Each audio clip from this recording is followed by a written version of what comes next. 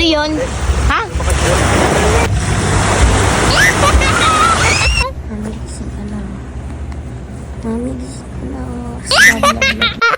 Hello mga mamis, ginising na nga talaga ako dito ni Kyle. Paano ba naman kasi nakapag-toothbrush at hilamos na nga daw siya? Wala nga daw siyang magawa dito sa kwarto, kaya naman gusto na nga daw niyang maglibot sa labas. Late na nga kaming natulog kagabi, pero maaga pa nga din talagang nagising tong si Kyle. Paano ba naman kasi excited nga din talagang mag-swimming yan? Nag-inat-inat muna nga lang ako saglit, tapos nag-toothbrush at hilamos na nga din ako para nga makalabas na nga talaga kami ni Kyle. 7:30 nga kami nang nagising, kaya naman ito wala pang masyadong tao dito sa labas. Tawang-tawa nga ako dito. Paano ba naman kasi dito nga sa katabi namin ay may nagluluto ng almusalan. Kaya paglabas nga namin ng pinto, bigla na nga lang sinabi ni Kyle na ang bango nga daw ng niluluto ng katabi namin, Diyos ko po. Dito nga kami unang pumunta sa may dagat. Pinagsuswimming ko na nga dyan si Kyle, pero ang sabi niya nga ay maya-maya nga daw ng konti. Anong oras pa nga lang nito, pero tirik na nga din talaga yung araw, Diyos ko po. Inaya ko na nga muna ding lumabas si Kyle. Paano ba naman kasi baka nga merong tindahan dito at ngayon pa nga lang din kami makakalabas dito. Wala nga din masyadong tindahan dito sa labas ng resort. Pero sa loob ng resort naman may nagtitinda ng mga chips at mga ice cream. Gusto lang din namin talagang lumabas ni Kyle para nga makapaglibot. May nakita nga kami ni Kyle na duyan dito, kaya naman ito nagpicture na nga muna talaga kami dito. Ang sarap lang din talaga sa feeling, nakakapag-relax ka nga kahit isang beses lang sa isang taon. Hindi puro trabaho at gawa lang sa bahay. Minsan kasi kailangan mo din talagang mag-enjoy. Maya-maya nga lang inaya na nga ako pumunta ni Kyle sa kwarto. Ano ba naman kasi magpapabihis na nga daw siya sa akin at gusto na nga daw niyang mag-swim. Sakto nga din talaga habang nagbibihis tong si Kyle ay nagising na nga din si Stanley It, kaya naman sabay na nga din talaga silang pupunta sa pool. Maya lang din kasi talaga ay mainit na, kaya naman pinayagan ko na nga din tong mag-swimming si Kyle. Ako na nga muna din kako talaga ang magbabantay sa kanya. Paano ba naman kasi tulog pa nga yung daddy niya? Ayoko muna din naman gisingin para nga makatulog talaga ng maayos. Una nga pumunta si Kyle dito sa may dagat. Paano daw ba naman kasi mamaya ay sobrang init na at masakit na to sa balat. Maya na nga lang daw siya talaga pupunta sa may pool. Halos lahat din naman talaga ng mga tao ay nandito nga sa may dagat. Hindi pa nga din talaga kami kumakain ng almusalan, kaya naman kumuha na nga muna ako nitong biscuit. Paglingon ko nga, nakita ko nga yung daddy ni Kyle na papunta na nga dito sa amin at may dala nga sa aking tinapay. Sakto nga din at nagugutom na nga din talaga ako. Maya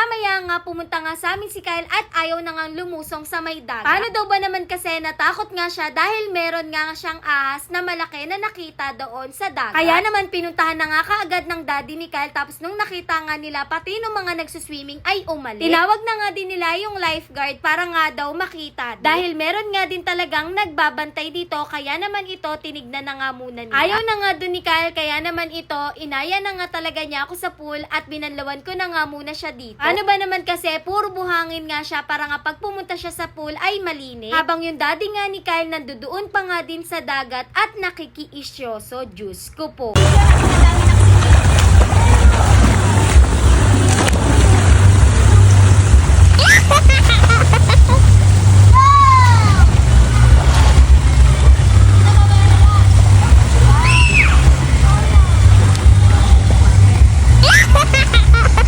Maya nga lang, pinaahon ko na nga muna si Kyle para nga makapag-almusalan siya. Ayaw nga ni Kyle ng sinangag, kaya naman dinalan ko nga siya dito ng spam, tinapay at hotdog para nga hindi na kami pumanik sa taas at hindi na nga din magbasa doon sa may kwarto. Habang kumakain nga si Kyle, iniwan ko na nga muna siya sa daddy niya para mabantayan siya. Tinulungan ko na nga muna din sila mama magluto dito ng tanghalian namin. Galing nga sila mama kanina sa palengke, tapos may nabili nga silang dilis na maliliit. Tinimplahan nga lang niya, tapos nilagyan niya ng harina at itlog. Kaya naman pinrito ko na nga din talaga agad para nga matikman na nga din namin kung masarap ba talaga to. Masarap pala talaga to kapag malutong, buti na nga lang talaga at maninipis lang nung pinrito ko. Nung natikman ko nga nasarapan ako, kaya naman pagkatapos ko nga magluto, dinalan ko nga talaga kaagad yung daddy ni Kyle. Para naman matikman nga din niya, pati nga itong si Kyle ay pinatikim ko dahil first time nga lang talaga makakakain ni Kyle ng ganito. Nung natikman nga ni Kyle, nung una nga ayaw niya pero nasarapan siya, kaya naman umulit pa nga siya. Yun lang, thanks for watching, bye bye!